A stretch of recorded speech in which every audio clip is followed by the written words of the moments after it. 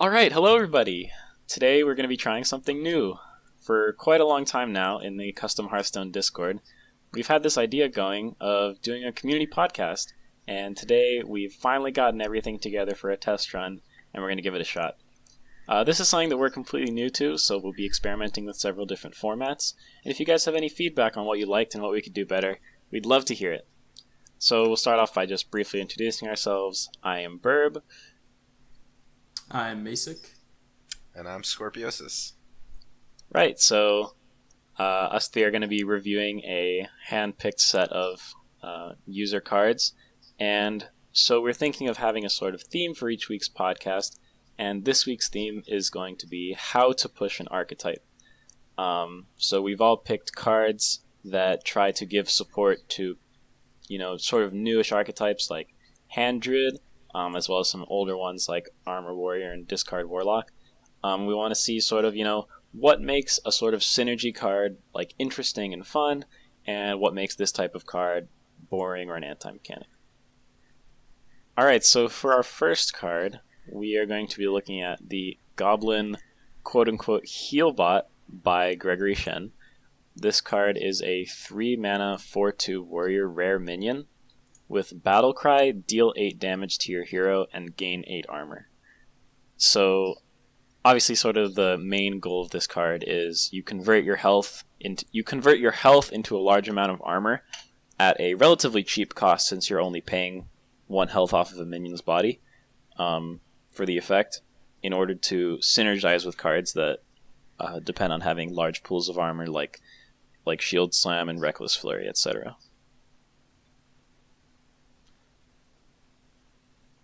Yeah, my first reaction to this card is that maybe dealing damage to your own hero isn't super much of a warrior mechanic, maybe more warlock, but I actually kind of like how warriors are probably the most likely to be smacking things with their weapons and dealing damage to their own hero, so I do think it does fit in this card in a sense.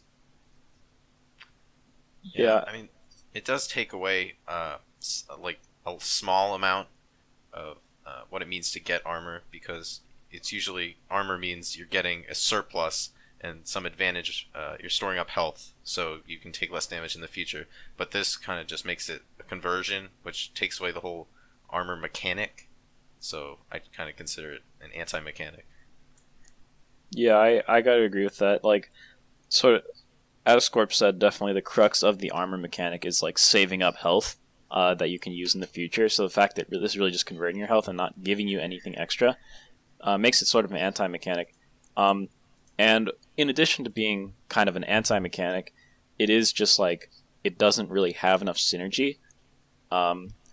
Since there are, at this point in the game, very few cards that revolve around having a lot of armor, like Shield Slam, Reckless Flurry, you could argue that like the Golem that can only attack if you have 5 or more armor is also synergy with this, but it's just an extremely small handful of cards where this card is anything other than a 3-mana 4/2. And that just makes it like very hard to use in a satisfying way.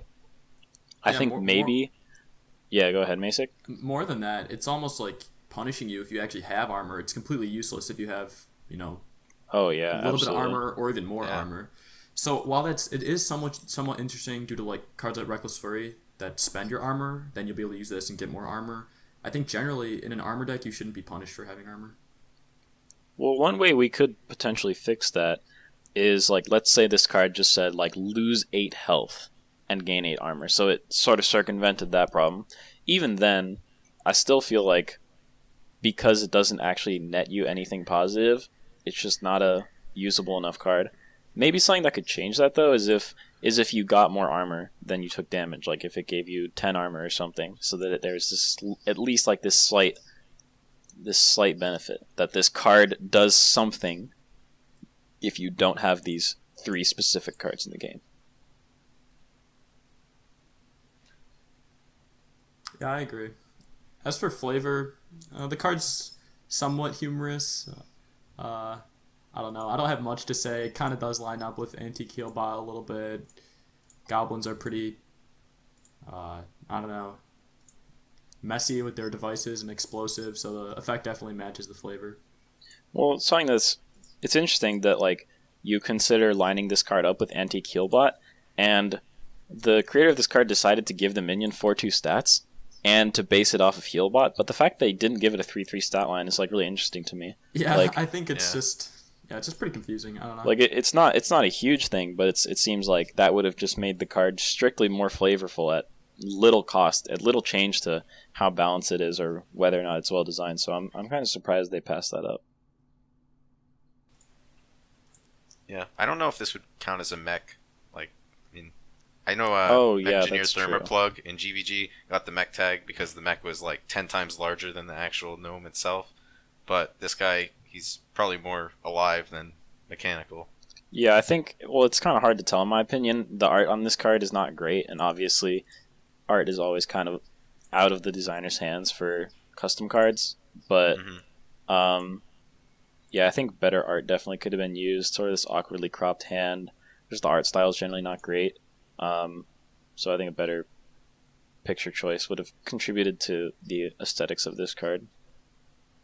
And on the topic of aesthetics, armor is also lowercase on this card, which is just, again, it's not a huge deal. It's just sort of slightly annoying things that turn you off from a card being really well presented. So overall, taking into account balance, mechanic or anti-mechanicness of this card, what do you guys think of this card? Not a huge fan. This doesn't do much.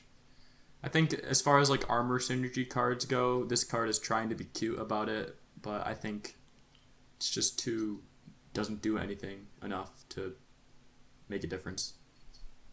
Yeah, I think when the effect does go off, it's really not giving you a lot of thought processes because it's, as we said earlier, an anti-mechanic, and most of the time I don't think it's going to do really anything because you'll probably have some semblance of armor, so you'll only be sacrificing like maybe 2 or 3 health and you'll gain 2 or 3 armor. Yeah, so I think for changing this card, it's difficult to repair the core concept of converting health into armor, since that is inherently doesn't really have enough synergy in the game. But I think maybe, like as I said, making it give you more armor than it deals damage, and maybe fixing the issue that if you already have armor, it punishes you, would probably be the best direction to take this card. Alright, well with that we'll move on to our second card, which is also by the same user, LeoSibi2. And this is part of a set of 2 cards which have armor costs instead of mana costs. This card is Shield Bash, which costs 4 armor to play. It is a rare warrior spell, and it deals 4 damage to a damaged minion. So right off the bat, like the presentation is definitely what hits me first on this card. And it's very nice. Like, you know, the armor symbol in place of a mana cost does convey very well the main mechanic of costing armor instead of mana. And it looks very nice. The only thing that ticks me off about the presentation is the kind of orphan in the last line of text. Mana being isolated makes the card text a bit ugly in my opinion. But this card overall strikes me as nice when I first look at it. I do agree. Actually, the aesthetics are so nice that I just like kind of glossed over it. But the first thing that really kind of sticks out to me is that if this is your like introductory card for a mechanic, it probably shouldn't have such a nuanced effect as deal damage to an already damaged minion. Yeah, I think just deal 4 damage would have been suitable. Yeah, Shield Bash.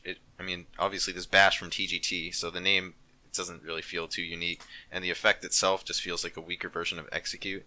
So I know the spending armor mechanic gives it a little bit of flash, but overall playing this card doesn't seem to be very appealing. Yeah, I think if this card was just deal 4 damage to a minion, maybe costs armor instead of mana, like that would be it would sort of trim the fat off this card. I think making it a damaged minion is an unnecessary requirement, and it's just a much better fit. But sort of on the topic of unnecessary requirements, obviously the card is buffed if it just said deal 4 damage or deal 4 damage to a minion. So what do you think about the balance of this card? It's definitely a sort of different approach, and you have to judge, sort of think in a different way to judge the strength of this kind of effect. It is tricky because cost in mana versus cost in armor is very different. You can look at Ironhide and see that very clearly. 1 mana is roughly equivalent to 5 armor. So, I mean, you could think about it and say, oh, multiply the mana cost by 5, but you don't want to spend, probably 10 mana for a shield bash, or 10 armor for a shield bash, because it's probably a 2 mana effect.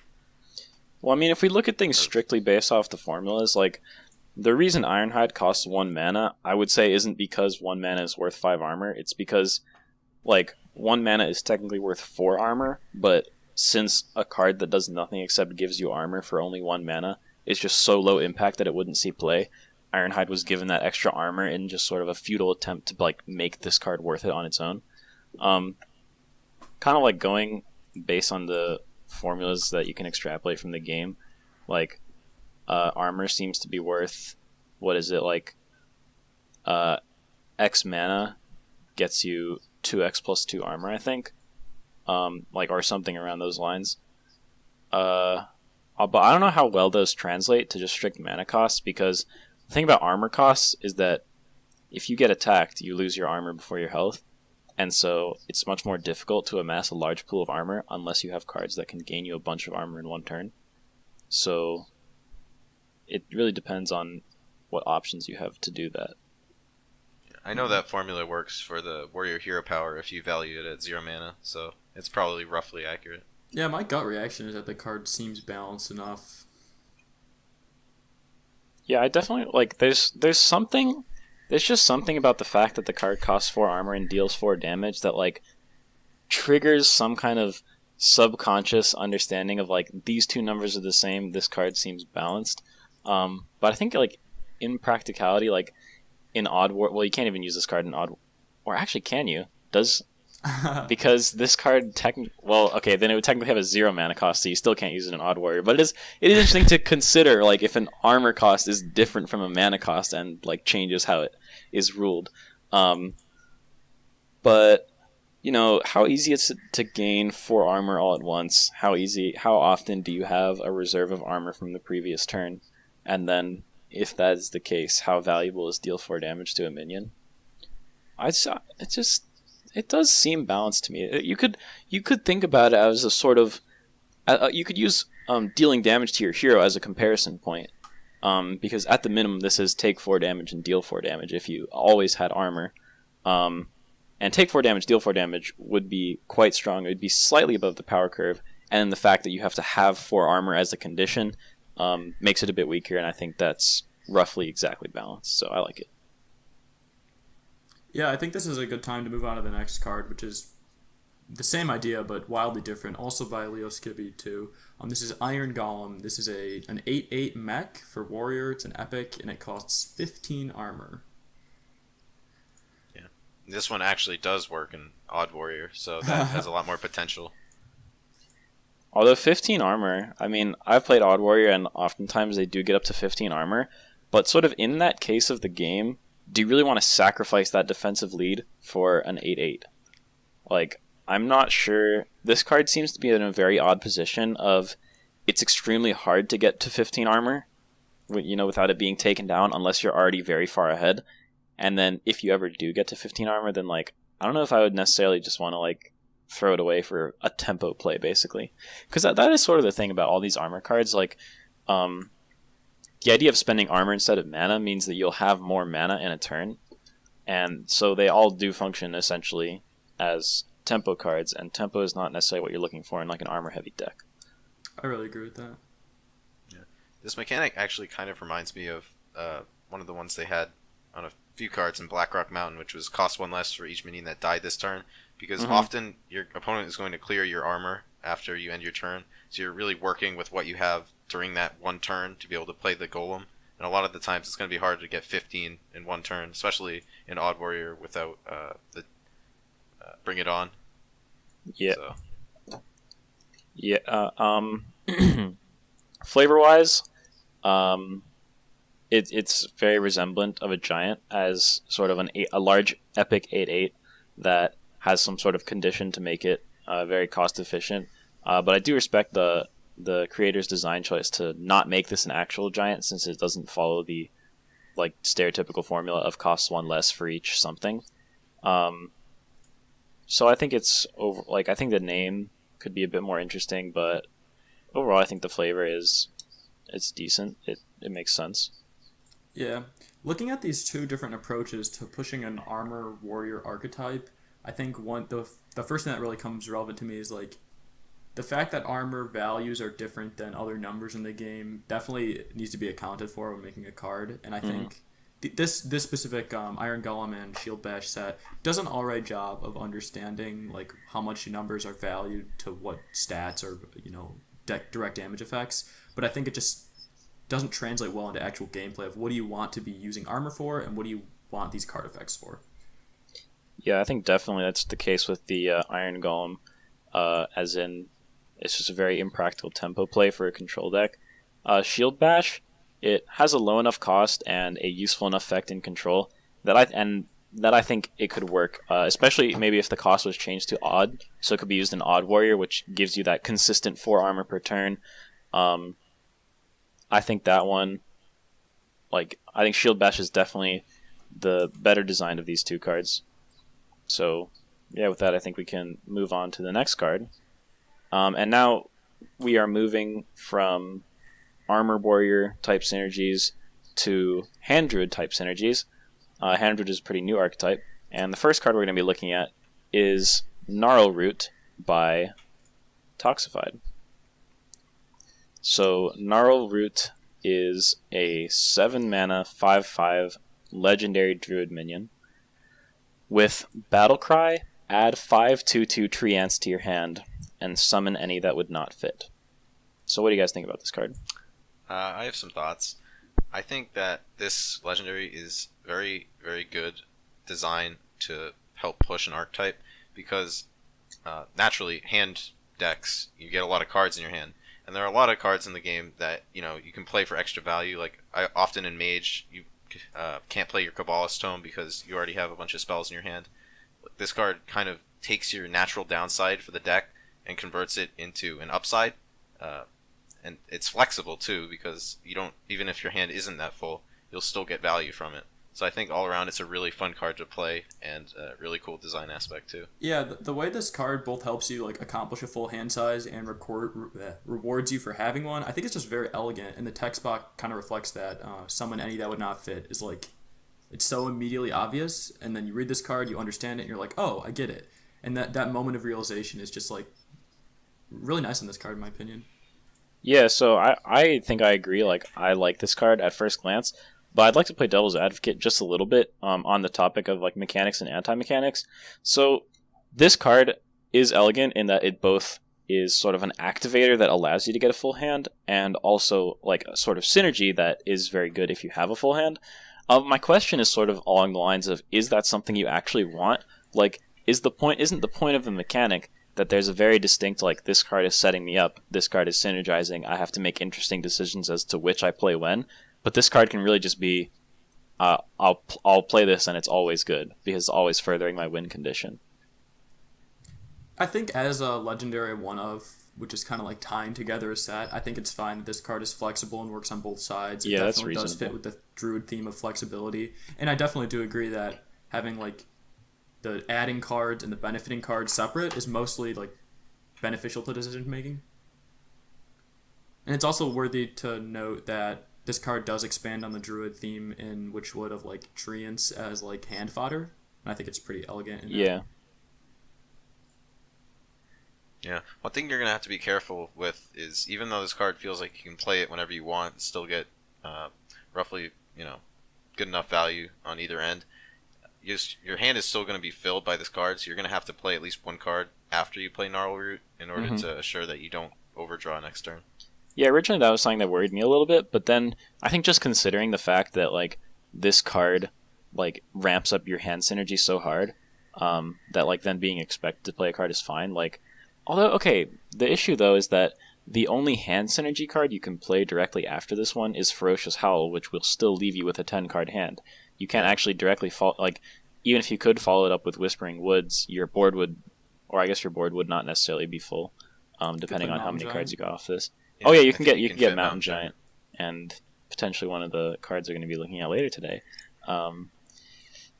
So yeah, I think maybe this card would be like, because I feel like at 4, like if this was 6 and you had 4 mana left over, you could play like Twilight Drake or you could play Whispering Woods, and that'd just open up more options for like a more natural follow up. But yeah, I think overall this card is very well designed. I think like the mechanics and the design are very good. Looking at the flavor, I think it's also reasonable. It's a giant trait that summons tree ants. Not anything super flashy, but you know, it pulls its weight. Yeah, I mean, as an adventure boss, that's what Gnarlroot did. He summoned tree Oh ants my with god. 0 power.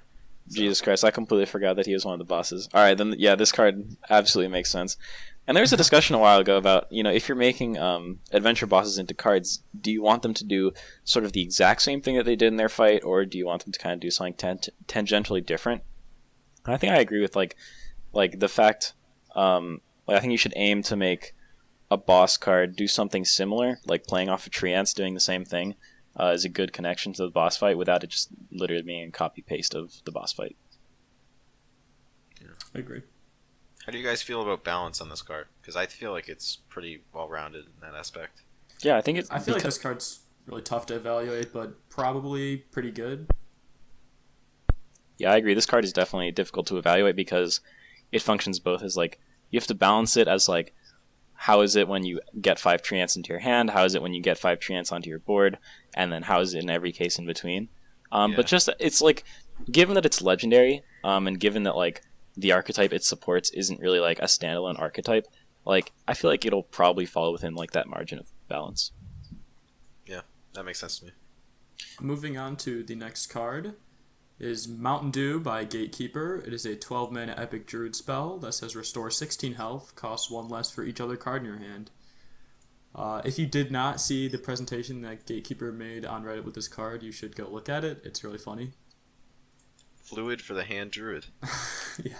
Yeah, so I think seeing this card is actually what inspired me for the theme of this week's episode. Like when he sort of called it Fluid for the hand druid, it made me sort of think about like, you know, how do you synergize with an archetype? How do you push, for example, hand druid?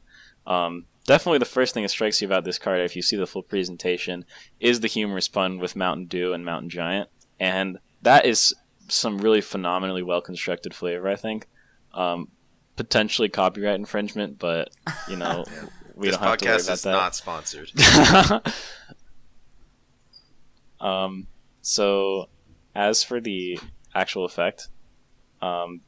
restoring 16 health, costing 1 less for each card in your hand. You know, how do you guys think that works in hand druid? It's interesting that we've mostly recently been seeing like kind of large amounts of armor in druid, and so healing is kind of something we haven't seen in a while. Well, it's easy to or easier to evaluate how the cost reduction works because it's the same cost and the same effect as Mountain Giant. Mm-hmm. So you know if you have 10 cards in your hand, it's going to cost 3, and everything less than that. So 4 mana restore 16 health. If you have 8 cards in your hand, that's comparable to Greater Healing Potion and Priest. So yeah, that is interesting. That's fairly good. Yeah, restoring. I would actually say like restoring 16 health seemed like pretty insane to me, especially for a deck that wants to play slowly. Like I can just sort of imagine like a cheap 16 health heal just being able to like jump out of range of aggro decks, but the fact that it really is only playable reasonably when you have a lot of cards in your hand. And then even when you do, it's not like it doesn't go completely to 0, so it's still not super easy to play. So yeah I don't actually know how strong this card is. One thing that kind of strikes me about this card is like the different ways that both Warlock and Druid will approach their hand archetypes, and I actually find it's pretty interesting. Traditional handlock is like you get your Mountain Giant on 4, you're super low on HP, but then you taunt it up and then you have a giant wall of big minions, where like with Bewitched Guardian and Druid, they're obviously going for a more defensive type of hand druid, especially with like Ferocious Howl. So this definitely fits in line with like Druid's probably going to be playing way more slower and less risky than a handlock. Yeah. Well, my problem with this card is that I've tried to make Druid heal cards in the past, and there's not too many of them currently existing. There is Moonglade Portal, which is one of the more known ones. But Druid already uses so many armor gain cards, and especially in hand Druid, that's like the core part of their archetype. So oftentimes you're going to be stacked up on armor and damaged very little if you've been ahead most of the game, and you're not going to really have a good time to play this, and it'll just kind of sit in your hand. Yeah, that's something that I definitely experienced when I was playing Taunt Druid, which I sort of tinkered with to favor like these heavy armor gaining cards. The amount of armor Druid can produce is absolutely ridiculous right now, especially in a hand Druid archetype, and so I think the healing is not going to be as useful. So even though this card has like some amazing flavor and all that stuff, just the fact that it's kind of clunky to play and that healing is only mildly useful in a class that has a ton of armor generation, like this card probably wouldn't see that much play. Well, I want to ask, kind of aside from that, like separately from balance, is it possible to judge the sort of design of this card? Like, does this card do an appropriate job of pushing hand Druid in an interesting way? I mean, it definitely pushes it, but like the current cards, the archetype just has a natural tendency to want to have more armor gain because it already supports so much armor gain, and armor synergizes with armor because you get more and more and more. And especially with the Spellstone, this just kind of feels like it works with the general idea of having a big hand, but with the other cards, they all work with armor, so it doesn't really feel like there's much of a fit into the deck. Maybe a one-of in an aggro-heavy meta, but... Now, if this card gave you armor instead of health, would your opinion change? Definitely. I'd say it could slot right in. Maybe probably 2 in every deck, and maybe cut out some of the other armor cards that aren't as useful. I also just like the fact that this card does something a bit different from all the other Druid cards. Like, pretty much all the other Druid hand synergy cards is do something for each card in your hand, and I think that's fine for like the core set. But like, I definitely do appreciate that this card kind of expands out of like ways you can synergize with having a full hand, as we saw with Gnarlroot. That sort of did things in a different way. This card also does things in a different way, and I think that helps to make the archetype feel more varied. One thing to think about is armor by itself, as seen by Ironhide and Warrior, is usually not too great, but shield block, you get that card draw, and it's a lot more viable.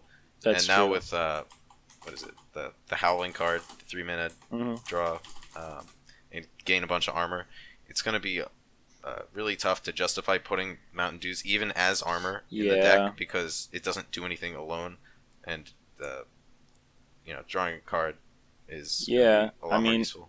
If you have the full hand and you get this down to 3 cost, you could compare it to Ferocious Howl, and it's just 6 extra armor in place of drawing a card, and I feel like if you're already gaining 10 armor, you'd rather draw a card than get that extra armor. So maybe even as armor, this card isn't very good. But I still appreciate its excellent flavor, and I think it's an interesting card, if not usable.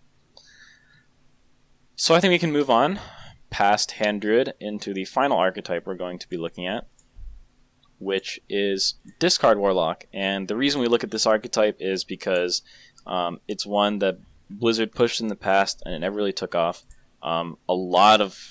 Just an insane number of custom cards have been dedicated to trying to make discard work, and there are a lot of different approaches to how one would do that. So we want to look at kind of what are some different attempts to make the discard mechanic work. All right, and so to start, I think we have Soulweaver Khanix, a 3-mana, 3/2 Warlock Legendary, Battlecry, and an echo of all cards you have discarded this game to your hand by TheToxified. Yeah, so I think, the first thing that definitely strikes me about this card is the idea of adding an echo of a card to your hand. And immediately when I saw this, I thought, wow, this is a really cool card. Though I'm wondering how much of that was just due to the fact that adding an echo of a card to your hand is a really interesting idea. Yeah, the original design for the echo mechanic started as a keyword called Ghostly, and eventually they printed a card which was this card gets discarded at the end of your turn if you didn't play it. And they eventually created a card like Ghostly, Battlecry, add a copy of this minion to your hand, which was just Echo. And I think it's interesting to see, even after Echo being condensed into one keyword, that functionality can still be, extracted by saying, add an Echo of a card. Yeah. And it basically just implies that it's Ghostly. Mm-hmm. Yeah, I think that's a really neat design space to explore. I haven't even thought about it until seeing this card. So as for the actual like card in whole itself, obviously the main synergy in this card is the fact that it's an echo of all the cards you've discarded this game to your hand. So it's a 3-mana card that's going to add, hopefully a bunch of cards to your hand, and then because they only last for 1 turn, you don't get to play very many of them. So you have to make some important decisions as to which of these cards are really important. Which of these do I need to keep? Which ones of these does my deck absolutely need to be able to run? And sort of one of the main problems that I think Discard Synergy tries to tackle is the fact that if you have any legendary minion of this sort that does something really amazing if you discard cards, there's not too bad a chance that you discard that legendary minion itself, which sort of defeats the whole purpose. And even though this card it could protect other cards from that, since let's say you discard your Blood Queen Lanafel, you can play this card and then play your Blood Queen. But if this card gets discarded, you're back at square one. So I'm not sure, even though it's a very interesting effect, I'm not sure if it actually fixes the problems with discard and pushes the archetype effectively. Clutch Mother Zavis is definitely one of the more successful discard support cards because it actually does, not only can't get discarded, but it has synergy with being discarded. So yeah, it really doesn't have a downside to be put into the deck. Yeah, overall, this card is pretty well designed. It doesn't really do a good job at making discard Warlock an interesting or viable archetype, but I think that's fine. That's not necessarily the goal of this card. It's just our goal for this podcast episode. So now, what I'm wondering is this card actually even sufficiently good in a discard deck? Because even if this card was a 3-mana 3/2 that said Battlecry, draw a card for each card or add a random card to your hand, or even just add a card you've played this game to your hand, for each card you discarded this game, I'm not sure that that's super legendary worthy in terms of strength. And the fact that it's Echo and that you only get to play a small handful of those cards, it just seems pretty weak. It ends up being just sort of choose from a couple of the cards you've discarded this game to play. And they're not extra powerful, you don't get a bunch for free. We've seen cards like Tess or, Yogg Saron that give you just boatloads of free or repeated value based on how many times you've triggered a mechanic this game, but you're still paying full cost for all these cards, and it just doesn't seem particularly strong. Yeah. If the cards were permanent, like you suggested, adding random cards to your hand, I think it could be justified as a legendary powerful effect. But as it stands, you're probably going to be playing aggressively in a discard deck, and if you're playing, in the middle of the game, a 4-cost minion and then this, you're not going to be able to utilize any of the Echo cards, really, unless they're really cheap. Yeah, and I think, making them cost 0 or something would maybe remove the interesting part about them being an Echo that gets discarded at the end of the turn, since you're likely to just dump a bunch of minions or whatever you discarded. Mm-hmm. And not to mention, technically, if it was an Echo of a card and it costed 0, you'd get an infinite combo. So I think the intention here was that you don't actually get the Echo effect. I don't know. Yeah, I thought that was the intention too, but then kind of thinking back on it, I was technically, it seems I don't know. If I recall from the Reddit post, I think there was a clarification made in the comments that it didn't give you the Echo, just the one time. So it's basically just Ghostly, but that's very interesting anyway. Yeah. One thing to think about is I've seen variants of discard lock that were control oriented, with Deathwing being the main discard trigger, and if you could make maybe some kind of hand lock where you have Mountain Giants and Twilight Drakes and Deathwing to complete the quest, and then have this guy to put all the cards back in your hand, and if you have any hand synergy, you can still drop them out and use the Echo cards that you lost. I think could be pretty crazy, but it's probably just wishful thinking. Yeah, and then just touching up on flavor and aesthetics, I think the flavor's good. Soulweaver fits well with the art, fits relatively well with just the vague concept of discarding things and bringing them back. Aesthetics look good. I think if the two at the end of the third line had been moved into the fourth line, the text box would have looked slightly better. But that is extremely nitpicky. Extremely. So yeah, overall, like, definitely a really interesting design. Adding echoes of cards to your hand, this sort of ghostly mechanic, potentially very cool. Don't think it does a great job of pushing discard mechanic. It doesn't work super well with how discard operates. But yeah, I still think there are some definitely interesting redeeming qualities in this card design.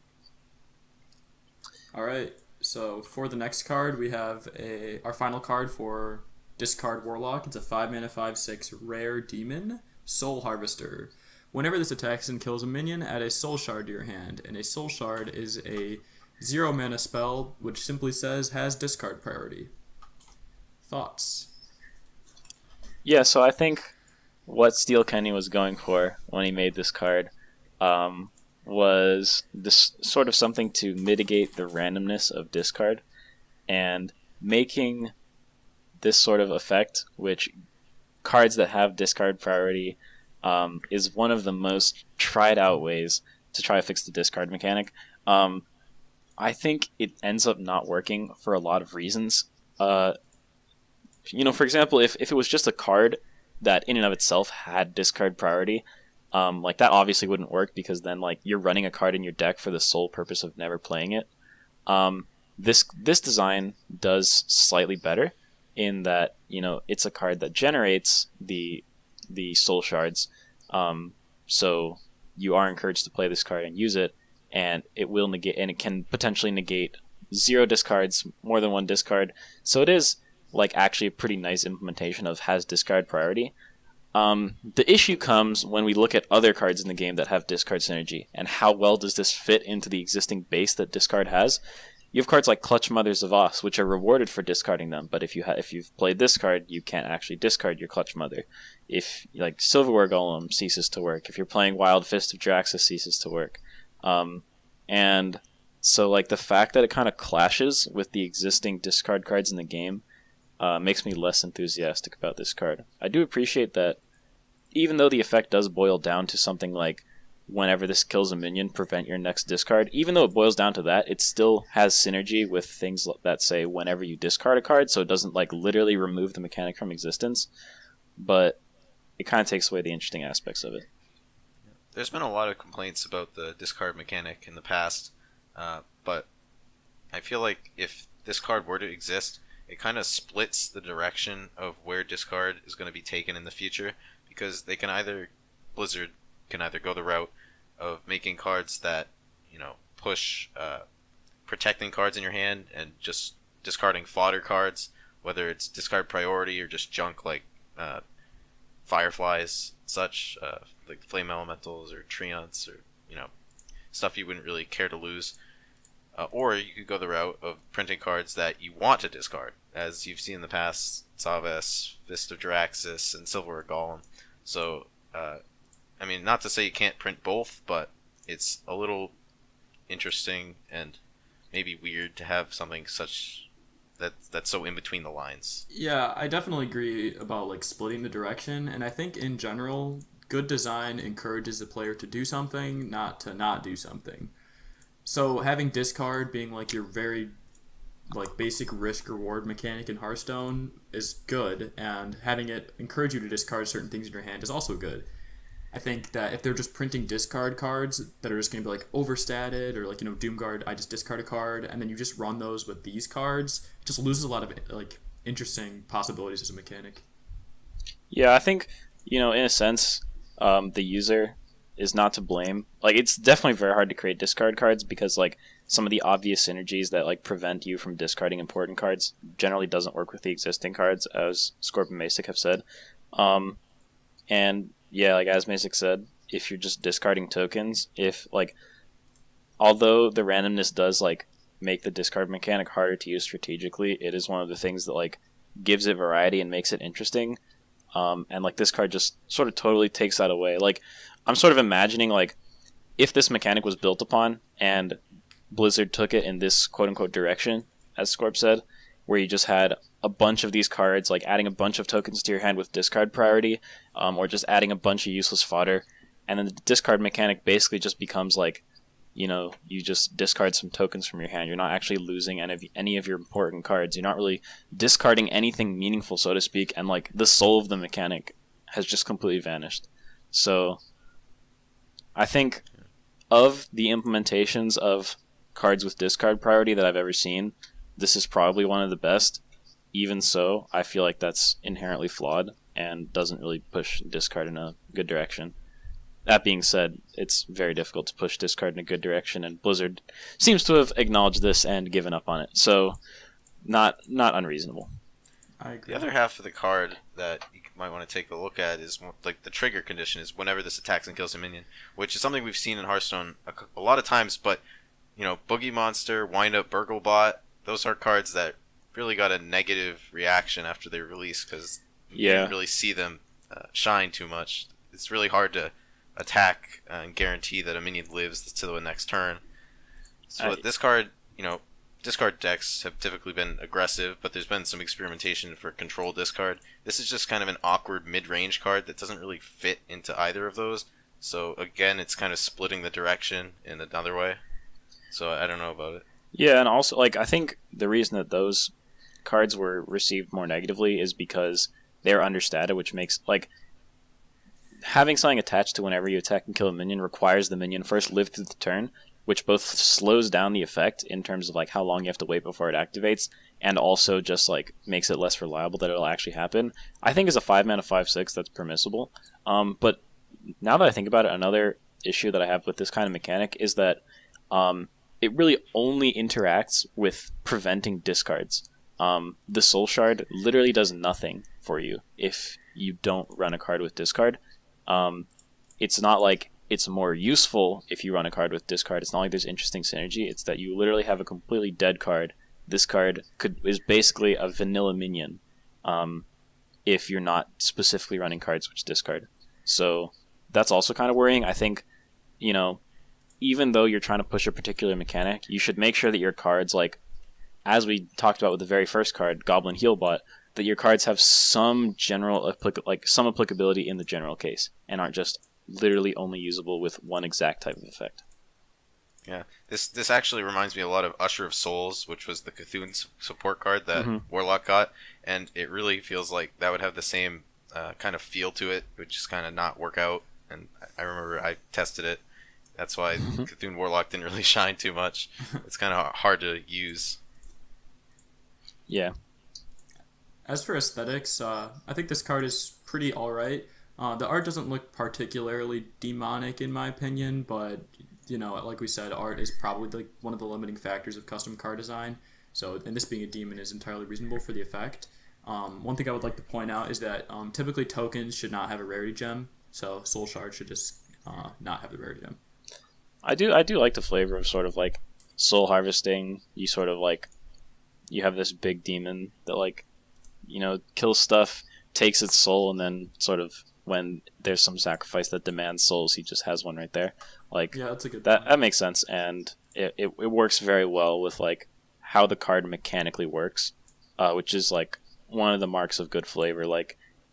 It's literally the thing you're doing with this card is harvesting souls, and it's called Soul Harvester. So it sounds simple and dumb, but that's how you make good flavor. So yeah, on that regard, it's pretty good. It's well made. It's always good to have a couple souls on hand. Yep. Well, with that, I think we are going to draw this podcast to a close.